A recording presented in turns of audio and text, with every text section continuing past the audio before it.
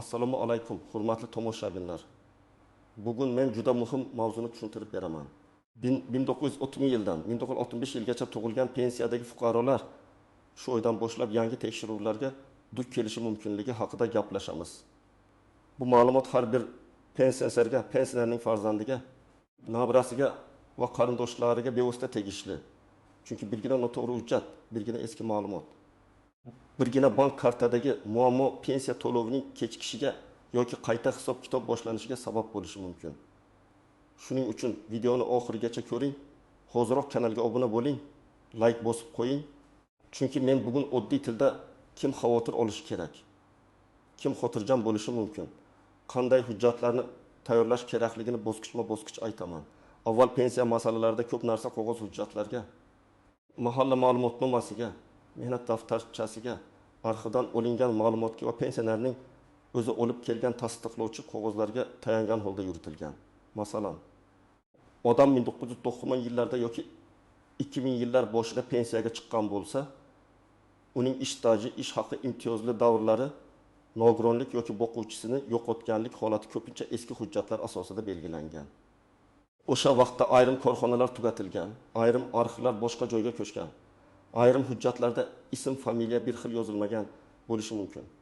Masalan, pasportda Abdullayeva deb yozilgan. Eski mehnat daftarchasida esa Abdullayeva deb yozilgan holatlar juda ko'p uchraydi. Endi esa tizimlar elektronlashyapti, ma'lumotlar bir-biri bilan solishtirilyapti.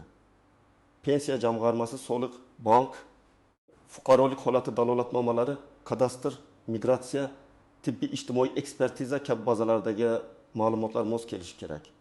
Maqsad oddiy. Kimning pensiyasi to'g'ri hisoblangan, kimda ortiqcha yoki kam hisoblash bo'lgan, kimning ma'lumotlari eskirgan, kimning to'lovi haqiqatdan ham egasiga yetib boryapti, shular aniqlanadi. Men bu jarayonni qo'rqinchli deb emas, tartibga solish jarayoni deb tushuntiraman. Lekin tartibga solish jarayonida hujjati tayyor bo'lmagan odam qiynaladi. Ma'lumotlar mos kelmagan odam esa idoraga qatnashga majbur bo'ladi.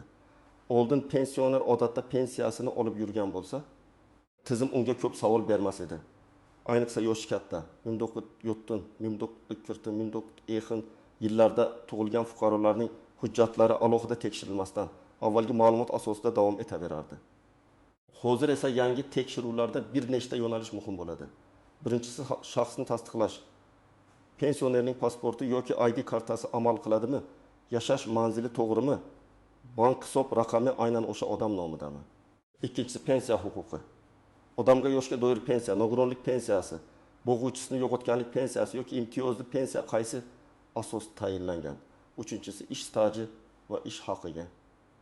Eski mehnat daftarchasidagi yozuvlar arxiv ma'lumotlari bilan mos keladimi? To'rtinchisi to'lovning egasiga yetib borishi. Pensioner o'zi oladimi yoki ishonchnoma orqali boshqa odam oladimi? Ishonchnoma muddati tugamaganmi? Bank kartadan kim foydalanmoqda? Men ko'p ko'radigan vaziyat shuki, pensionerning o'zi yoshi katta bo'lgani uchun bank kartasini farzandiga bergan bo'ladi. Farzandi pulni olib beradi. Bu oilaviy jihatdan tushunarli. Lekin tekshiruvda savol tug'iladi. Pensioner tirikmi? O'zi rozimi? Karta egasi o'z pulini nazorat qilyaptimi? Ishonchnoma bormi?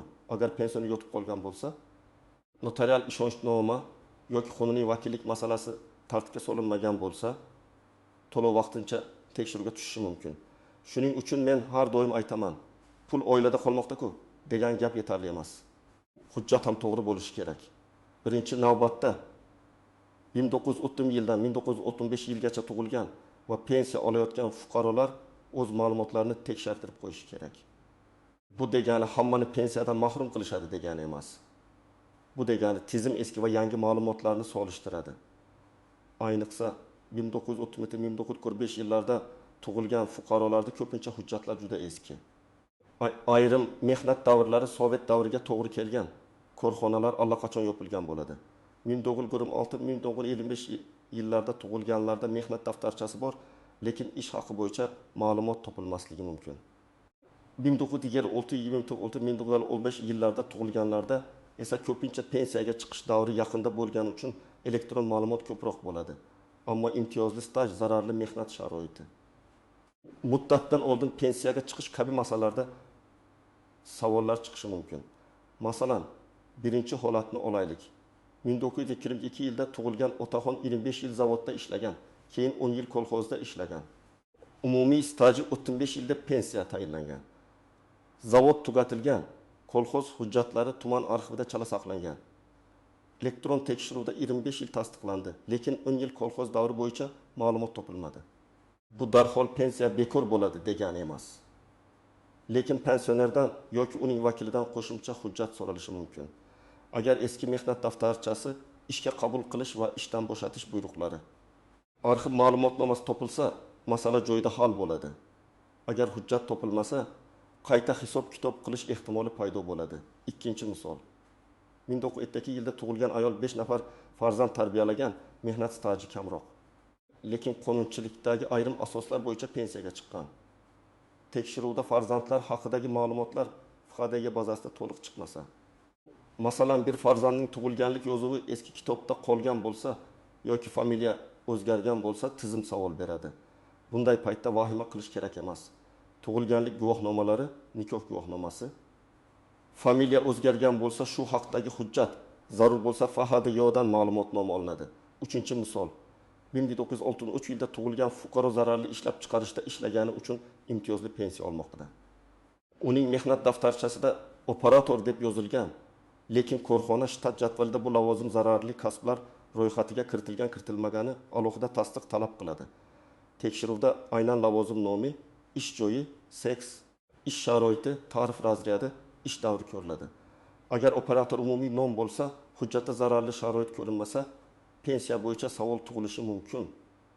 Shuning uchun imtiyozli pensiya oladiganlar arxiv ma'lumotlarini oldindan tayyorlab qo'ygani ma'qul. Agar sizning pasportingiz yoki ID kartangiz amalda bo'lsa, bank kartangiz o'z nomingizda bo'lsa, pensiyani o'zingiz olayotgan bo'lsangiz, yashash manzilingiz to'g'ri bo'lsa, pensiya tayinlangan hujjatlaringiz aniq bo'lsa, ortiqcha xavotirga hojat yo'q. Tekshiruv sizga faqat ma'lumotlarni yangilash shaklida ta'sir qilishi mumkin. Masalan, sizdan telefon raqamingizni yangilashni, bank hisobingizni tasdiqlashni, ID karta ma'lumotlarini kiritishni so'rashlari mumkin. Bu odatda murakkab jarayon emas. Yana bir muhim jihat, tekshiruv degani jazo emas. Ba'zi odamlar tekshiruv bo'lsa, demak pensiyamni kamaytirishadi deb o'ylaydi. Men bunday qo'rquvni to'g'ri deb hisoblamayman. Chunki ayrim holatlarda tekshiruv aksincha pensioner foydasiga ishlaydi. Masalan, eski ish staji hisobga olinmay qolgan bo'lishi mumkin. Bir odam 32 yil ishlagan, lekin pensiya tayinlanganda 28 yil tasdiqlangan. Keyin arxivdan qolgan 4 yil topilsa, pensiyasi qayta hisoblanib ko'payishi ham mumkin. Yoki ish haqi bo'yicha yaxshi davr hujjati topilsa, oylik ko'rsatkich yuqoriroq chiqishi mumkin. Demak, tekshiruv faqat kamaytirish emas, aniqlashtirish jarayoni. Eng ko'p uchraydigan muammo bu ism, familiya va otasining ismi turlicha yozilgani. Masalan, pasportda Qo'chqorov Anvar To'lqinovich, mehnat daftarchasida Kuchkarov Anvar. Nikoh hujjatida Kuchkarova deb yozilgan bo'lishi mumkin. Bunday farqlar tizimda bitta odamni ikki xil shaxs sifatida ko'rsatishi mumkin. Ayniqsa rus tilida yozilgan eski hujjatlar lotin yozuvidagi yangi hujjatlar bilan solishtirilganda farq chiqadi. Buni to'g'rilash uchun FHDYO, migratsiya bo'limi yoki arxivdan tasdiqlovchi hujjat olish kerak bo'ladi. Ikkinchi muammo bu ishonchnoma. Agar pensioner chet elda bo'lsa, boshqa viloyatda yashasa, kasal bo'lsa yoki yotib qolgan bo'lsa, pensiyani boshqa odam olib kelishi mumkin. Lekin ishonchnoma muddati, notarial tasdiq, vakilning shaxsi, bankdagi ruxsatnomalar to'g'ri bo'lishi shart. Muddati tugagan ishonchnoma bilan pul olish keyinchalik jiddiy savol tug'diradi. Hatto oilada hamma rozi bo'lsa ham hujjat tugagan bo'lsa, bank yoki pensiya organi to'lovni to'xtatib turishi mumkin. Uchinchi muammo bu vafot etgan shaxs nomiga pensiya davom etishi. Men juda ehtiyotkorlik bilan aytaman. Ba'zan oila a'zolari bilmasdan ham kartada qolgan pulni ishlatib yuborishi mumkin. Lekin qonuniy tomondan pensioner vafot etgandan keyin ortiqcha olingan pul qaytarilishi talab qilinadi. Shu sababli agar oilada pensioner vafot etgan bo'lsa, bu haqda tegishli organlarga o'z vaqtida xabar berish kerak. Aks holda keyin qarzdorlik chiqadi. Qarindoshlar bank va pensiya idorasi o'rtasida yurishga majbur bo'ladi. To'rtinchi muammo bu chet elga uzoq muddatga ketish. Agar pensioner doimiy yashash uchun boshqa davlatga ketgan bo'lsa yoki uzoq muddat qaytmagan bo'lsa, pensiya to'lovi bo'yicha alohida tartiblar bo'lishi mumkin. Har bir holatda davlatlararo kelishuv, yashash maqomi, ro'yxatdan o'tish, bank hisob raqami muhim.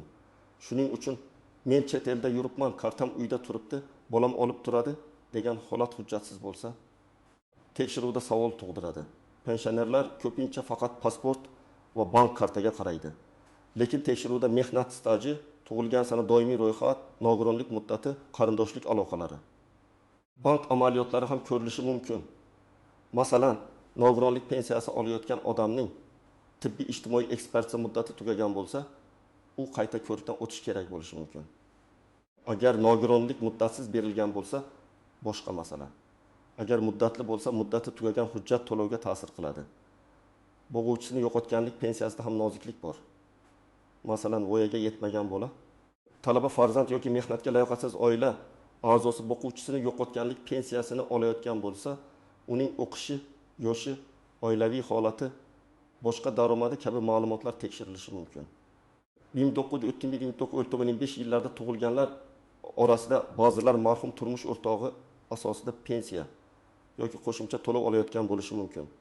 Bunda nikoh, vafot guvohnomasi, qarindoshlik hujjatlari to'liq bo'lishi kerak.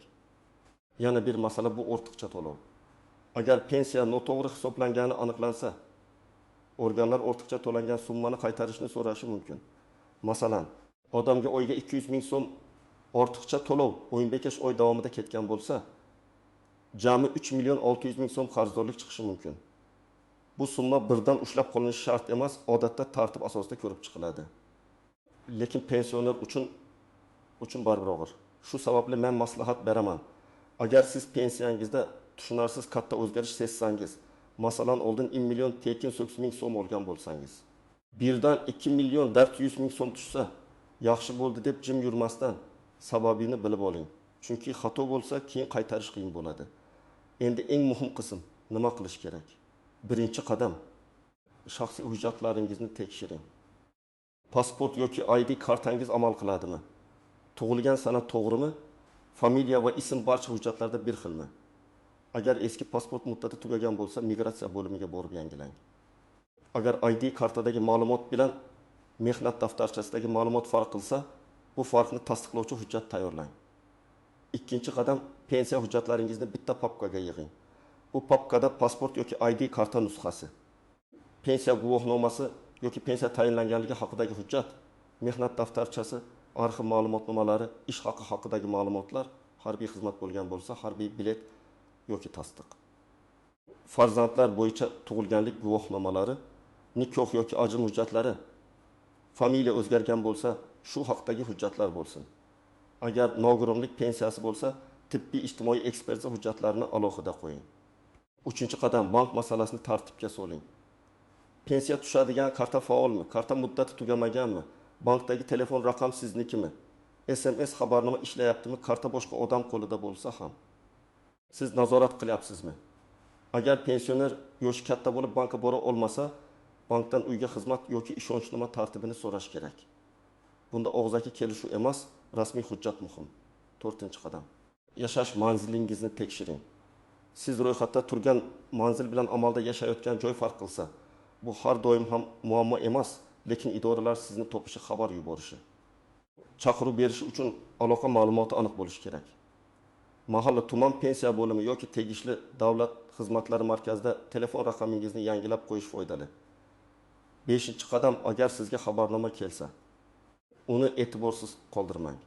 Telefon orqali, SMS orqali, pochta orqali yoki mahalla orqali chaqiruv bo'lishi mumkin. Lekin shu yerda ehtiyot bo'ling. Firibgarlar ham ko'paygan.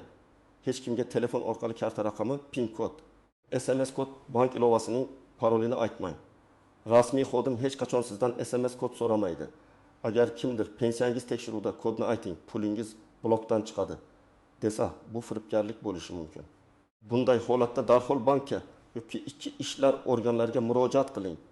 6-qadam, tuman yoki shahar pensiya bo'limiga borganda aniq savol bering. Mening pensiyam bo'yicha qanday ma'lumot yetishmayapti? Qaysi davr stajim tasdiqlanmagan? Qaysi hujjatni olib kelishim kerak? Arxiv ma'lumotnomasida qanday jumla bo'lishi kerak? Qayta hisob kitob bo'ladimi yoki faqat ma'lumot yangilanadimi deb so'rang. Javobni imkon qadar yozma shaklda olishga harakat qiling. Chunki og'zaki aytilgan gap esdan chiqadi, xodim almashadi. Keyin yana boshdan tushuntirishga to'g'ri keladi. Ko'pchilikning eng katta qo'rquvi shu. Eski ish joyi yo'q. Arxivda hujjat topilmayapti. Bunday holatda birdan taslim bo'lmang. Avval tuman arxivga, keyin viloyat arxiviga, korxona vorisi bo'lsa o'sha tashkilotga, kasaba uyushmasi yoki sobiq kadrlar bo'limi hujjatlari saqlangan joyga murojaat qilinadi. Ba'zan ish haqi vedomosi topilmaydi, lekin buyruq daftari topiladi. Ba'zan buyruq yo'q, lekin shaxsiy hisob varaqasi saqlangan bo'ladi. Ba'zan mehnat daftarchasidagi muhr o'qilmaydi, lekin korxona nomi bo'yicha arxiv ma'lumot beradi. Har bir kichik hujjat muhim bo'lishi mumkin. Masalan, 1970 yildan 1966 yilgacha tikuv fabrikasida ishlagan ayolning ish haqi hujjati topilmadi. Lekin ishga qabul qilish buyrug'i va ishdan bo'shatish buyrug'i topildi. Bu stajni tasdiqlashga yordam beradi. Yoki 1903 yildan 1937 yilgacha qurilish tashkilotida ishlagan erkakning mehnat daftarchasida muhr xira, lekin arxivda o'sha tashkilotning shtat ro'yxati va buyruqlar kitobi bor. Demak, izlash kerak. Bitta javob bilan to'xtab qolmaslik kerak. Agar idora qaroridan norozi bo'lsangiz, yuqori turuvchi organga yozma shikoyat qilish. Davlat xizmatlari markazi orqali murojaat yuborish yoki sud tartibida huquqni himoya qilish imkoniyati bor. Men buni oxirgi chora sifatida aytaman. Chunki ko'p masala hujjatni to'g'ri yig'ish va aniq murojaat qilish bilan hal bo'ladi. Lekin pensioner o'z huquqini bilishi kerak. Agar siz haqli bo'lsangiz, hujjatlaringizni tartib bilan taqdim etsangiz, masalani oxirigacha olib borish kerak. Men pensionerlarning farzandlariga alohida murojaat qilaman. Ota-onangiz 70-9 yoshda bo'lsa, ular elektron tizim, bank ilovasi, arxiv, pensiya bo'lim bilan ishlashda qiynalishi tabiiy. Siz ularni yolg'iz qoldirmang. Bir kun vaqt ajrating, hujjatlarni ko'rib chiqing, papka qilib bering, telefon raqamlarini yangilang. Bank kartasi muddati tugamaganini tekshiring. Agar ota-onangiz yotib qolgan bo'lsa, ishonchnoma masalasini qonuniy tartibga keltiring. Bu keyinchalik katta muammolarning oldini oladi. Lekin yordam beraman deb ota-onaning kartasini to'liq o'z nazoratingizga olib, ularga hisob bermaslik ham noto'g'ri. Pensiyalarning shaxsiy mablag'i. Agar oilada kelishuv bo'lsa ham hurmat, rozilik va shaffoflik bo'lishi kerak. Tekshiruvlar aynan shuni ham ko'rsatadi. Pul egasiga yetyaptimi yoki yo'qmi? Shuning uchun men farzandlarga aytaman, hujjatni to'g'rilang, lekin ota-onangizning huquqini ham hurmat qiling. Demak, 1970 yildan 1965 yilgacha tug'ilgan pensionerlar uchun yangi tekshiruvlar avvalo ma'lumotlarni aniqlashtirish, hujjatlarni solishtirish va to'lovlarning qonuniyligini tekshirish jarayonidir. Eng katta xavf hujjat yo'qligida, ism familiya farqida, ishonchnoma muddati tugaganida, bank kartasi boshqa odam qo'lida nazoratsiz bo'lganida, nogironlik yoki imtiyozli staj hujjatlari yangilanmaganida paydo bo'ladi. Eng to'g'ri yo'l esa vahima qilmasdan hujjatlarni hozirdan yig'ish, pensiya bo'limi yoki davlat xizmatlari markazidan aniq ma'lumot olish, bank va shaxsiy ma'lumotlarni yangilashdir. Agar siz yoki yaqinlaringiz shu yosh toifasiga kirsa, bugunoq hujjatlarni ko'rib chiqing. Izohlarda yozing. Sizning hududingizda pensionerlardan qanday hujjatlar so'ralyapti? Tekshiruv bo'yicha xabar keldimi yoki yo'qmi? Bu boshqa tomoshabinlarga ham foydali bo'ladi. Videoni foydali deb bilsangiz, like bosing, kanalga obuna bo'ling va yaqinlaringizga yuboring. Men esa keyingi videolarda pensiya, nafaqa, hujjat va qonuniy huquqlar bo'yicha eng muhim ma'lumotlarni sodda tilda tushuntirishda davom etaman.